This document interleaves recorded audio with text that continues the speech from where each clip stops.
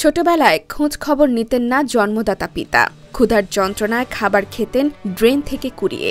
ঈদের দিনও কপালে জুটত না একটা নতুন জামা, অথচ সেই ছেলেটার এখন পরনে দামি দামি পোশাক। নিজে তো খানি, আশেপাশে কাউকে ক্ষুধার্ত দেখলে খাবার নিয়ে ছুটে যান তার পাশেও। বলছি কন্টেন্ট ক্রিয়েটর বিডি ইমরানের কথা। সবাই ধরে নিয়েছিল বড় হয়ে ছেলেটা টোকাই হবে, কিন্তু পরিশ্রম আর অধ্যাবসায় দিয়ে ইমরান পাল্টে দিয়েছেন নিজের ভাগ্য।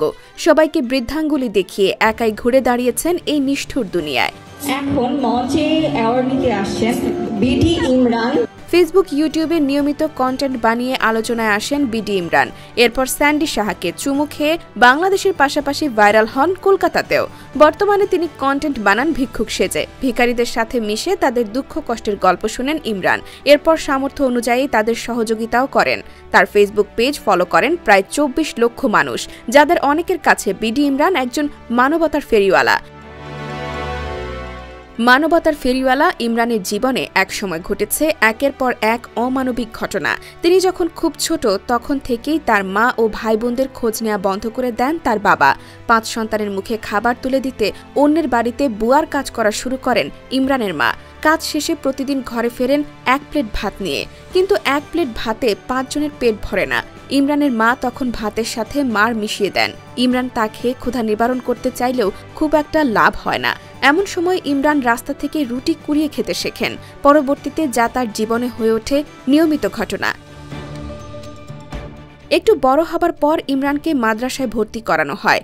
ইমরান মাদ্রাসা থেকে পড়াশোনা করতে শুরু করেন। প্রতি বছর যখন ঈদ আসে ইমরান তখন টের পান বাবা থেকেও না থাকার যন্ত্রণা কতটা ভয়াবহ। ঈদের কিছুদিন আগে থেকেই দেখা যেত ইমরানের সহপাঠীদের বাবা মায়েরা নতুন কাপড় নিয়ে সন্তানকে দেখতে আসতেন। ইমরানও তখন তার বাবা মায়ের আশায় পথ চেয়ে থাকতেন, কিন্তু নতুন জামা নিয়ে ইমরানের বাবা মা কখনোই আসতেন না। ইমরান তখন এতিমখানার বাচ্চাদের সাথে লাইনে দাঁড়াতেন। এতিমদের মতো তার কপালেও জাকাতের একটা পাঞ্জাবি জুটত, আর সেটা দিয়েই ঈদ করতেন এই কন্টেন্ট ক্রিয়েটর। ইমরানের বাবার মতো তার কোনো আত্মীয় স্বজনও তার খোঁজ নিতেন না। তার চাচারা তাদের সন্তানদের নিয়মিত ফলমূল কিনে খাওয়ালেও ইমরানের দিকে ফিরেও তাকাতেন না। কিন্তু আজ পরিস্থিতি পাল্টেছে। ইমরানের আর কারো দিকে তাকিয়ে থাকতে হয় না, উল্টো তার দিকেই এখন অনেকে তাকিয়ে থাকেন। ফেসবুক ইউটিউবের টাকায় এই কন্টেন্ট ক্রিয়েটর এখন নাম লিখিয়েছেন সেলুন ব্যবসায়। নিজের ভাগ্য বদলের পাশাপাশি অনেকের জন্য তৈরি করেছেন কর্মসংস্থানও। ইমরান বিশ্বাস করে তার মা কষ্ট না করলে তার জীবনটা আজ এমন সুন্দর হতো না। ইমরান তাই সবচেয়ে বেশি চিন্তা করেন তার মাকে নিয়ে। এই ভদ্রমহিলাই যেন তার একমাত্র কিবলা। প্রতি মাসে সোশ্যাল মিডিয়া থেকে যখন পেমেন্ট আসে ইমরান সোজা চলে যান তার মায়ের কাছে।